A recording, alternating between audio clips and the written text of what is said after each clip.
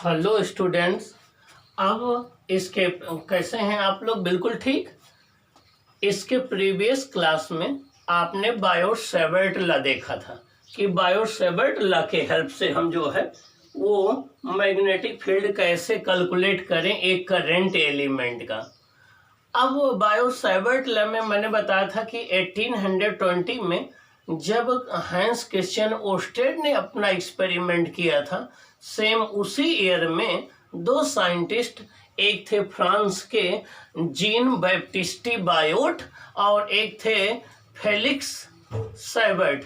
इन दोनों ने कंबाइंड रूप से एक्सपेरिमेंट किया और एक्सपेरिमेंट करके एक एक्सपेरिमेंटल लॉ दिया जिसे हम लोगों ने बायोट-सेवर्ट लॉ कहलाया। ये 1820 में दिया गया और इस लॉ के हेल्प से हम एक करंट एलिमेंट के द्वारा प्रोड्यूस किए गए मैग्नेटिक फील्ड को कैलकुलेट करते हैं और इसी को बायोट-सेवर्ट लॉ कहते हैं। dB इक्वल टू होता है mu not upon 4 pi ideal sine theta upon are square free space या वैक्यूम के केस में।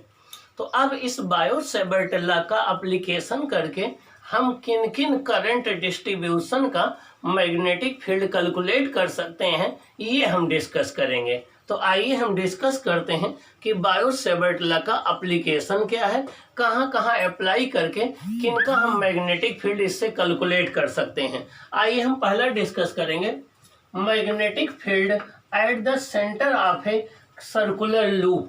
कोई एक सर्कुलर लूप है, देखिए ये एक सर्कुलर लूप है।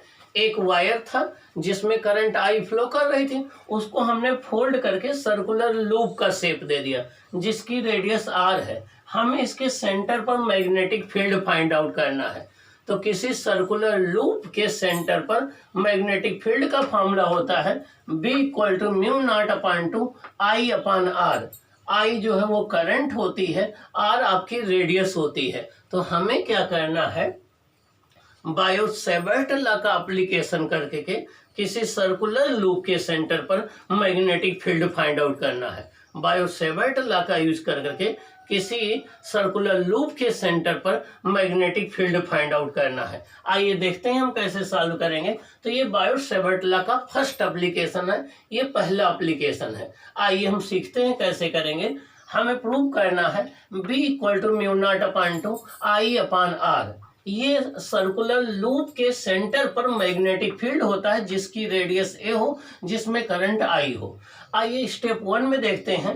ये हमने कोई एक सर्कुलर लूप ले लिया है जिसमें आई करंट इंटर कर रही है, यहाँ से होती हुई आई करंट लीव कर रही है। इसका सेंटर ओ है, रेडियस आर है। हमें सेंटर ओ पर इस लूप के द्वारा मैग्नेटिक फील्ड फाइंड आउट करना है। Let I be the current in the circular loop and R the radius of loop. We have to find B at the centre ओ।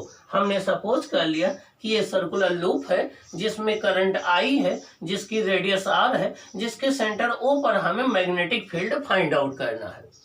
देखिए step 2 में हम क्या करेंगे, हम एक करंट एलिमेंट PQ कंसीडर कर लेंगे।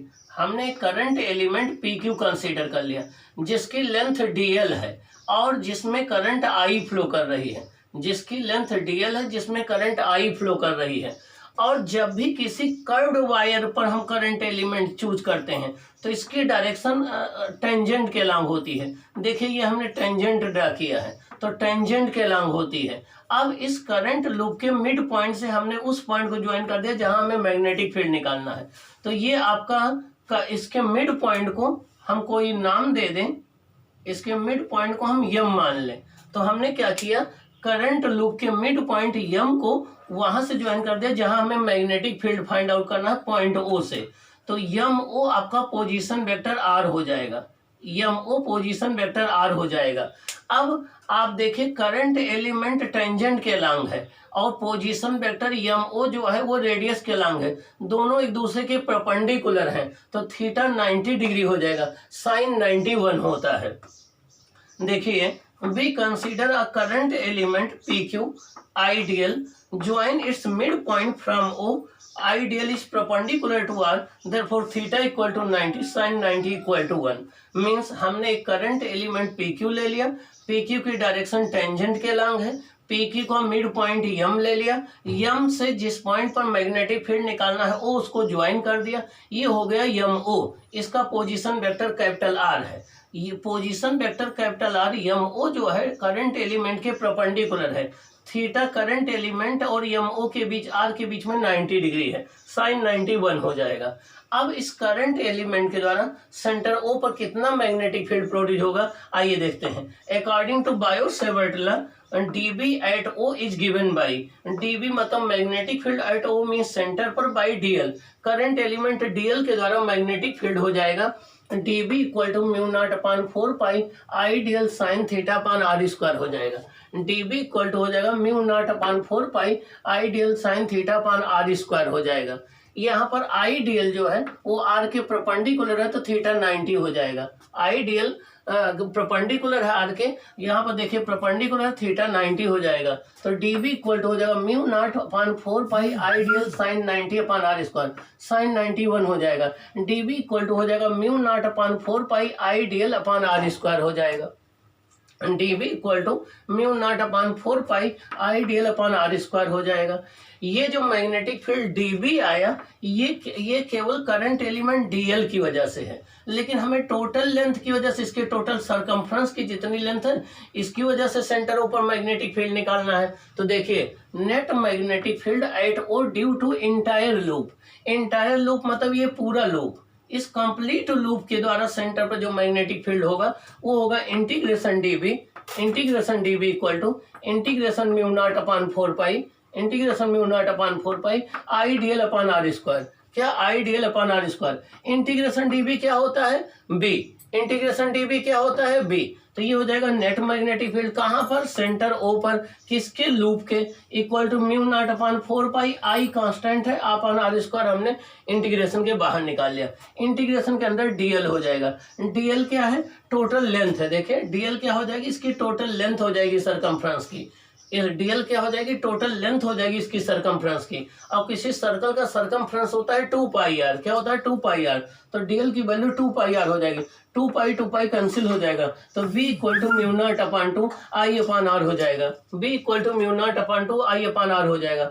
ये मैग्नेटिक फील्ड हो जाएगा सर्कुलर लूप के सेंटर पर जिसकी रेडियस आर हो, जिसमें करंट आई फ्लो कर रही हो। ये रिजल्ट आ गया। आइए अब इसका डिस्कशन कर लेते हैं। डिस्कशन में first point, if there are more than one turns it is called coil। इसको हम क्या कहते हैं, coil कहते हैं। क्या कहते हैं, coil कहते हैं। It is called coil। देखिए coil और लूप में डिफरेंस क्या है। यहाँ पर हमने कितने टर्न लिए हैं, एक ही टर्न लिया है सर्कुलर वायर का। देखिए हमने एक ही टर्न लिया है। जब एक सिंगल टर्न ले लो तो उसे लूप कहते हैं, लेकिन अगर एक से ज्यादा टर्न हो जाए तो उसे हम कॉइल कहते हैं। क्या कहते हैं, कॉइल कहते हैं। तो कॉइल और लूप में यही डिफरेंस है कि लूप में एक सिंगल सर्कुलर टर्न होता है और आपका कॉइल में एक से ज्यादा टर्न होते हैं। तो देखिए अगर हम ये सपोज कर लें कि टोटल n टर्न है, कितने हैं, कितना, लेट देयर आर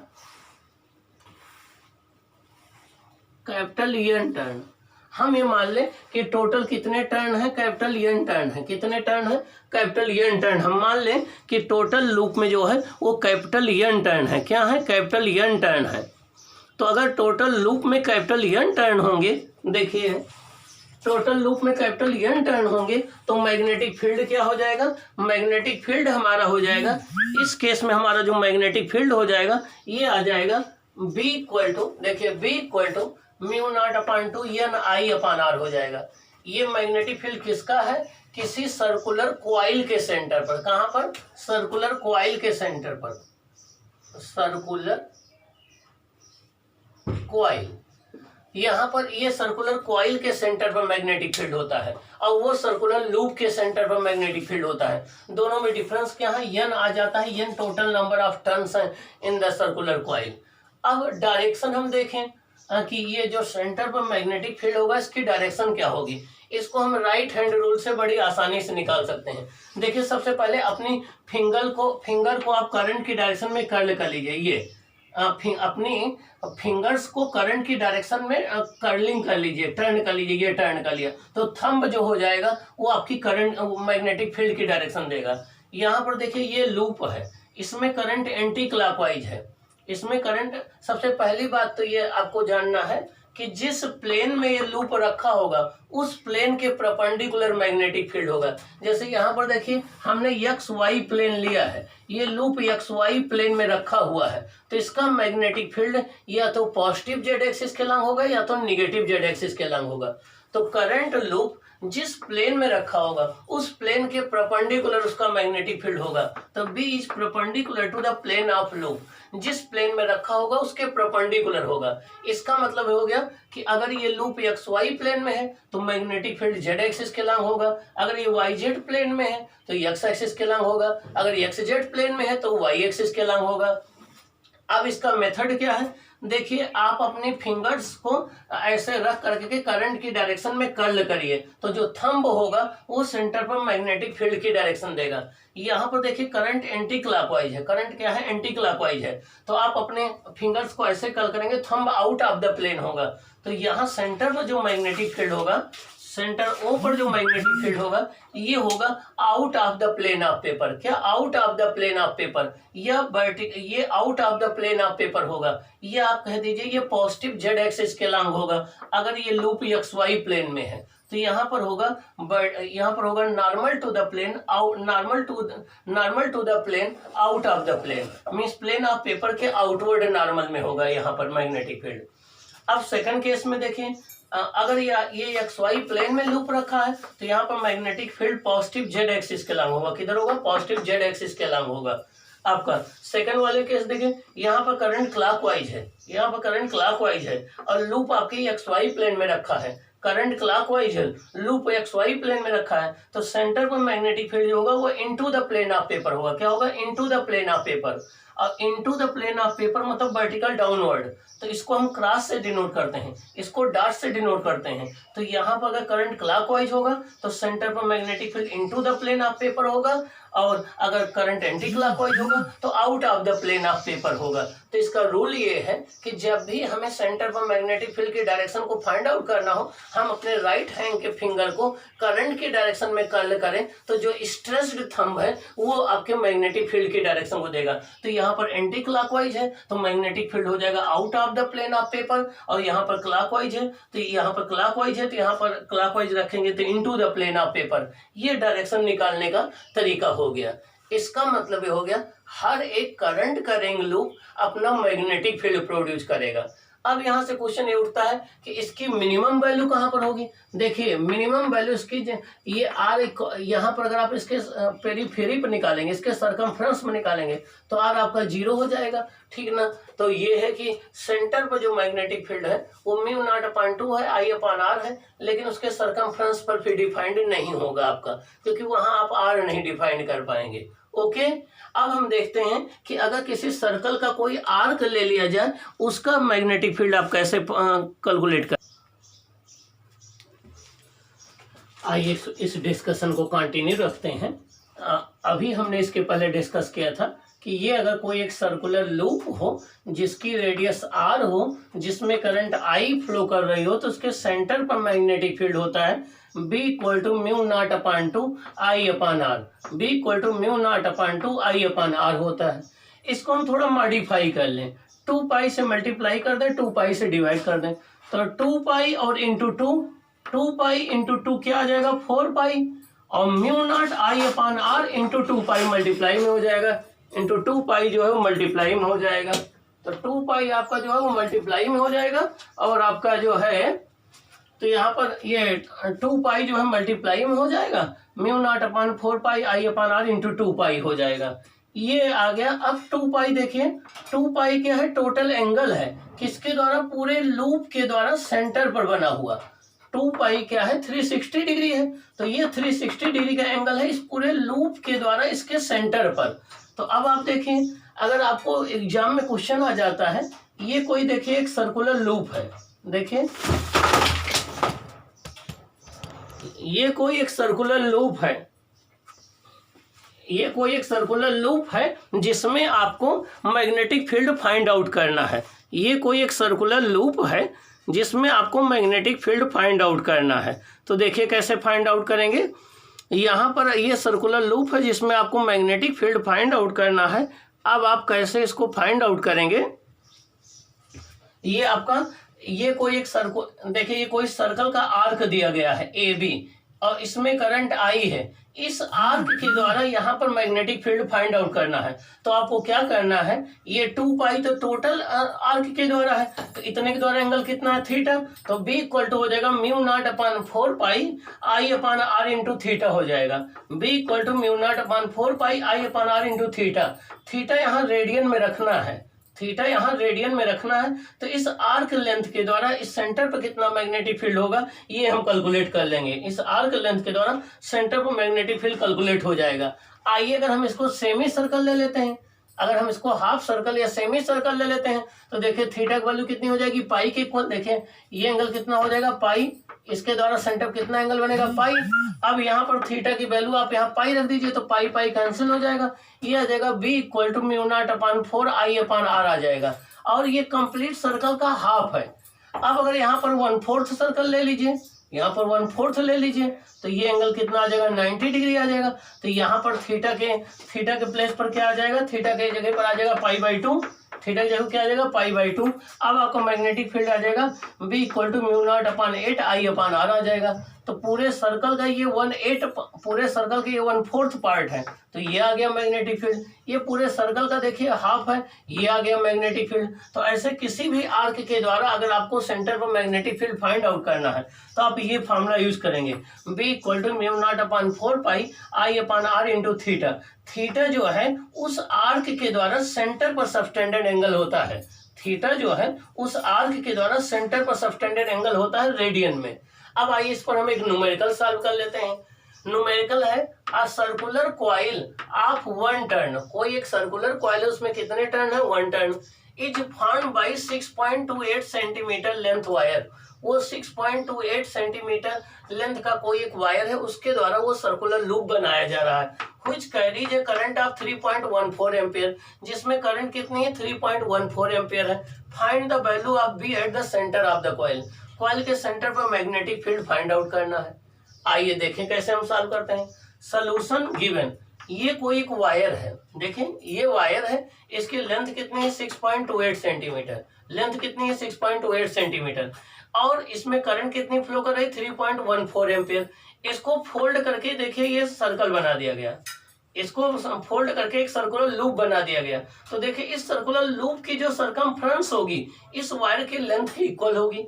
इसकी जो टोटल सरकमफ्रेंस होगी इस लेंथ को हम नेगलेक्ट मान ले रहे हैं, तो ये टोटल सरकमफ्रेंस इस लेंथ के इक्वल होगी। तो देखिए ये आपको दिया गया है 6.28 सेंटीमीटर, आई दिया है 3.1 एम्पियर, बी आपको फाइंड आउट करना। स्टेप 1 में हमने क्या किया, इसकी लेंथ को इसके सरकमफ्रेंस के इक्वल कर दिया, तो ये इक्वल टू 2 पाई आर हो जाएगा। तो आर इक्वल टू L/2 पाई हो जाएगा।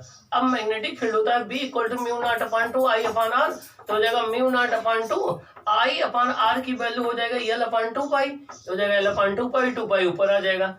तो देखिए क्या हो जाएगा, हो जाएगा बी इक्वल टू 2 से 2 कैंसिल हो जाएगा, 2 से 2 कैंसिल हो जाएगा, B equal to mu naught pi I upon L हो जाएगा। चलिए वैल्यू पुट कर दें। म्यू नॉट की वैल्यू होती है 4 pi into 10 to the power minus 7। Mu naught की वैल्यू कितनी होती है 4 pi into 10 to the power minus 7। Pi I, pi ये हो गया, आई गिवन है आपको 3.14 एम्पियर अपॉन लेंथ कितनी गिवन है 6.28, 3.14 जा 3.2 जा, इसका 2 टाइम्स कैंसिल होगा, 2 1 जा 2, 2 2 जा 4, तो 2 pi into 10 to the power minus 7, तो 2 pi square into 10 to the power minus 7। इसको सॉल्व करेंगे तो ये आ जाएगा 2 into 10 to the power minus 6 tesla. कितना 2 into 10 to the power minus 6 tesla. यहाँ पाई की वैल्यू आप पुट कर देंगे 3.14, 3.14 का स्क्वायर होता है 9.86, 9.86 को आप इससे मल्टीप्लाई करेंगे तो ये आपका approximate 2 into 10 to the power minus 6 tesla आ जाएगा। क्या 2 इंटू 10 माइनस 6 टेस्ला आ जाएगा। तो ये आपका जो है आपने मैग्नेटिक फील्ड फाइंड आउट कर लिया इसके सेंटर पर। तो ये रहा केस आपका कि जब किसी सर्कुलर लूप के सेंटर पर मैग्नेटिक फील्ड फाइंड आउट करना हो बायो-सेवर्ट लॉ का यूज करके, तो हम कैसे फाइंड आउट करेंगे। और यहाँ पर ये आर्क वाला केस रहा कि इस जितने भी आर्क लेंथ के द्वारा निकालना है वो जितना एंगल बन रहा उस एंगल को यहाँ आप रेडियन में रख दीजिए तो आपका मैग्नेटिक फील्ड कैलकुलेट हो जाएगा। ओके, अब हम बायो-सेवर्ट लॉ का दूसरा एप्लीकेशन देखेंगे कि दूसरा एप्लीकेशन